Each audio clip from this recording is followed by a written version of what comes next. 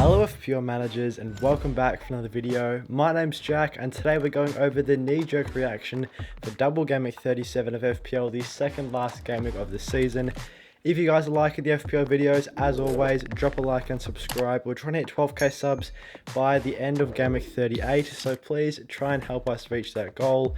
As always, have notification bells turned on so you don't miss out on any future knee-jerk reactions, transfer plans, team selections, deadline streams, all throughout the rest of the season. So with that being said, let's jump into the video. So in today's video, I'm going to look over the most transferred in and transferred up players so far coming into Double Game Week 37. So to give you guys my thoughts on these transfers, and then we'll have a look over to our transfer watch list for Double Game Week 37, where I go over 8 players that I think are very strong at transfer targets for the last 2 game weeks of the season. First off, let's have a look at the most popular transfers in. No surprise to see the top scorer so far this game week, Gündoğan, with 19 points. As the most transferred in player, he put up 2 goals and an assist away at Everton, and that is now 32 points in his last 2 game weeks for Manchester City. 13 points last week, 19 this week. He's playing that box-to-box role once again, which he was really good at a couple of seasons ago. He was one of the best box-to-box midfielders in the Premier League a couple of seasons ago. And it looks like he's found that type of positioning and that type of form again. And when he's in that role, he can be so destructive. He scored in a very large amount of consecutive games when he was playing that role very, very well a couple of seasons ago. And obviously, as is shown here, 32 points in his last 2 game weeks. He's incredibly good when he's arriving in the box, taking 1-2 touches, getting the shot off. He's fairly clinical, scored an excellent free kick as well as way to Everton. He's always got that in the bag. He can take some set pieces, which is also an advantage. And he's going to be a big differential compared to some of the other popular Man City assets, whether that's Grealish, Mahrez, De Bruyne. Obviously, everyone's got Erling Haaland, but Gündoğan now presenting himself as such a good midfield pick. 7.3 mil, also fairly affordable, a very similar price to some of those other Man City lads. So he should be fairly easy to get into the sides. I really like this transfer of Gündoğan in, especially ahead of Man City's double game week, where they face a very out of form at Chelsea at home and Brighton as well. So a pretty solid double game week for Manchester City. Really would be looking to go after that Chelsea at home fixture. I think this is on form one of the best fixtures any team can have in the Premier League right now. Looking at some other popular transfers in, Luke Shaw and Bruno Fernandes, 2 Manchester United lads. Also, no surprise to see these guys here. Both of them produce returns in Game Week 36, and of course, both do double in Game Week 37. I really like Manchester United options. I think whether it's Shaw, Fernandes, Rashford, De Gea, they're all very, very good picks. Man U's defense has been picking up a lot of clean sheets recently, returned to their clean sheet ways in Game Week 36 against Wolves at home. Only had a 0.93 expected goals conceded, so hardly conceded any chances at all across the game, and they weren't very good quality chances. So that is really, really good to see. Also, their defensive form at Old Trafford has been superb recently. So I think that's a good reason to go for their defensive options, whether it's Luke Shaw in defence. De Gea as well could be a really good option. I think Luke Shaw, especially now that Varane's back, will be a really good pick because he's pushed out into that left-back role. And he did create a really good chance for Anthony with a cross, but he put the header over the crossbar, which I couldn't believe. It was such an easy header, just had to hit the target and it probably would have gone in, and he spread it over the crossbar. So Luke Shaw probably should have had an assist. A bit annoying also that he picked up a yellow card late in the game, which was very, very unnecessary. He would have had 9 points had he not got that yellow card. But I like Luke Shaw, offers good potential at both ends of the pitch. And Bruno Fernandes as well could be a really good differential midfielder. Has strung together a couple of returns in a row now. 6 points in game week 36 with an assist is good to see for him. And of course, with a double game week, he could be a really good differential. Maybe you want to go for Rashford, Fernandes, and Luke Shaw. I think that's a really good triple up. I've currently got Rashford, Shaw, and De Gea, so I can't quite get Fernandes into my team, but I still think he is a good differential to go after. Then looking at the most transferred out players, Marcus Rashford being the other Manchester United lad, he is still red flag, so I'll have to see what his game time is going to be like in double game week 37, if any, or for the rest of the season as well. So hopefully he is good to go for double game week 37. We'll have to see. Obviously, he's a very popular transfer out so far. But of course, being a Rashford owner myself, if Rashford is going to be out, I'd probably be going to Ilkay Gündoğan, get on another Man City player to capitalise on the double game weeks.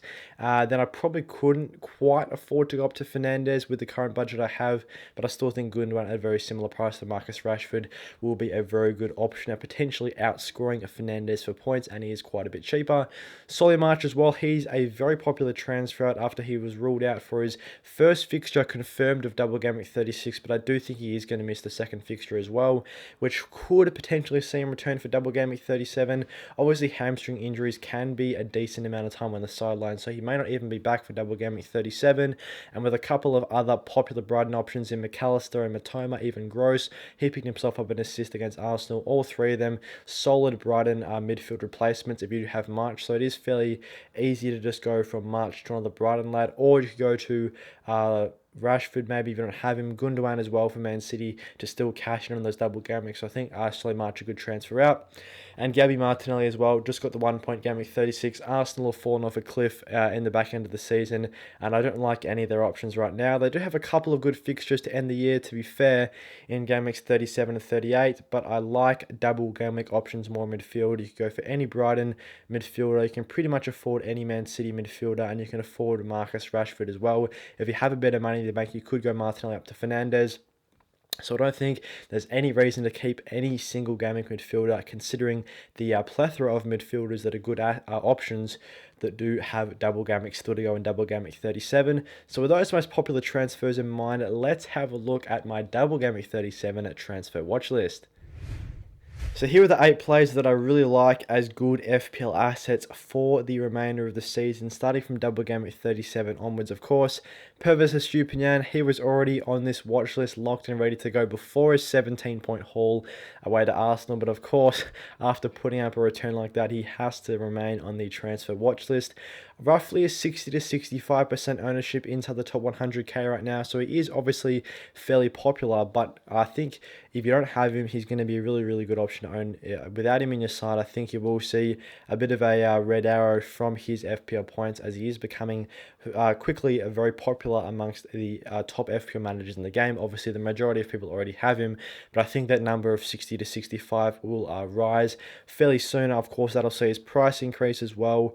He's got Southampton at home, Man City at home as his 2 fixtures in double game week 37.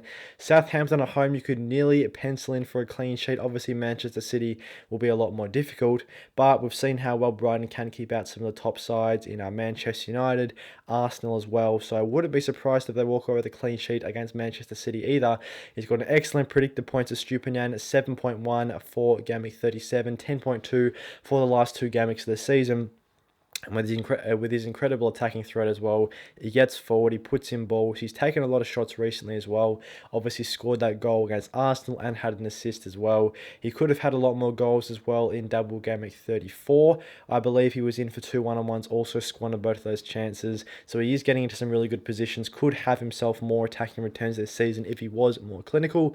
Eberechi Eze as well, of course, another really, really good pick at 5.5. He's a solid single game week option in midfield. So many good midfielder assets to have for the rest of the season, and if you want to go for a differential point, I think Eze has the fixtures and form to be able to pull off some good FPL points. Fulham away next in game week 37. He backs it up with another really good fixture in game week 38 as well. Hasn't got the best predicted points of just 7 across the next 2, but I definitely would not be surprised if he outscores that even in just a 1 game week against Fulham there. He's getting into some good positions. He's taking his chances right now, so I really like Eberechi Eze. Looking at some Man City lads as well that are a little bit less talked about. Obviously, people are eyeing off De Bruyne, Haaland, but I like Alvarez, Gündoğan as well. Alvarez, I think, could be a really, really good pick. Obviously, with Champions League fixtures coming up for Man City, I think Erling Haaland will be quite tired from those.